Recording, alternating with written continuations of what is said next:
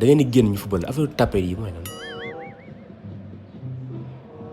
bu leen taxaw il faut ñu attaquer yow sànq maa ngi gis ngay dox rek coach bi mu ne ma avancé te man tàmm ma loolu ngand bi avancé leen football nga xoolal ma kii rek Luka kay taxaw ñu football sa may bi soo paree ñaan naa la ak man da ngay yéex arbitre sànq bi may tegtal seen kër yi koy moo tax dégg ma bu baax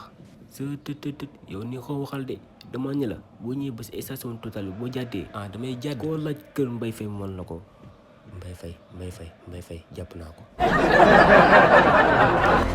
actuellement ñu ngi taxaw ak Karim Benzema mais lu ñu mën wax si Ballon d'Or bi ñëw ngeen tëj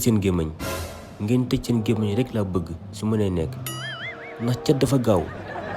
gaaw trop te si lamañ bu nekk lay jógee autre question fii kay yaa fi bàyyi sa bopp